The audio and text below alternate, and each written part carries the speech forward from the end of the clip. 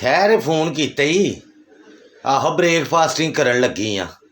ਨਹੀਂ ਮੈਂ ਤੇ ਰਾਤ ਦੀ ਜਾਗ ਨਹੀਂ ਪਈ ਆ, ਕੀ ਦੱਸਾਂ। ਹਸਬੈਂਡ ਮੇਰਾ ਜਿਹੜਾ ਇਹਨੇ ਮੈਨੂੰ ਰਾਤ ਸਾਰੀ ਸੌਣ ਹੀ ਨਹੀਂ ਦਿੱਤਾ।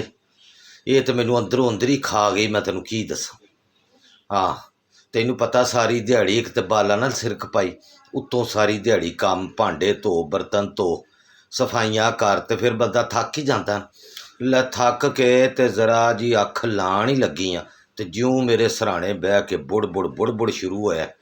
ਨਹੀਂ ਹੋਇਆ ਇਹੀ ਕਿ ਸਾਰਿਆਂ ਨੂੰ ਪੁੱਛੋ ਵੀ ਕੀ ਪਕਾਉਣਾ, ਕੀ ਉਦੋਂ ਤਾਂ ਕੋਈ ਦੱਸਦਾ ਨਹੀਂ। ਉਹ ਦਾਲ ਪਕਾ ਬੈਠੀਆਂ ਗਲਤੀ ਦੇ ਨਾਲ, ਤੇ ਉਹਦੇ ਤੋਂ ਇੰਨਾ ਬੋਲੇ ਕੋ ਅੱਧਾ ਘੰਟਾ ਇਹਨੇ ਮੇਰਾ ਸਿਰ ਝੱਟੀ। ਫਿਰ ਕੀ, ਫਿਰ ਮੇਰੀ ਬਰਦਾਸ਼ਤ ਮੁੱਕ ਗਈ ਤੇ ਫਿਰ ਮੈਂ ਰਾਤ ਦੀ ਸ਼ੁਰੂ ਹੋਈ ਆ। ਤੇ ਹੁਣ ਮੈਂ ਕਿਹਾ ਸੀ ਚੱਲ ਬ੍ਰੇਕ ਲੈ ਲਈਏ, ਆ ਬ੍ਰੇਕਫਾਸਟਿੰਗ ਕਰਕੇ ਤੇ ਉਹਦੇ ਬਾਅਦ ਫਿਰ ਲੜਾਈ ਕੰਟੀਨਿਊ ਰਹੇਗੀ। ਖਾਓ ਮੈਂ ਆਉਣੀ ਪਈ ਆ, ਸਬਰ ਰੱਖੋ। ਆਹ ਤੇ ਉਹਨੂੰ ਦੇਣਾ ਨਹੀਂ ਹੈ ਬ੍ਰੇਕਫਾਸਟਿੰਗ, ਉਹਨੂੰ ਭੁੱਖਿਆ ਮਾਰਾਂ।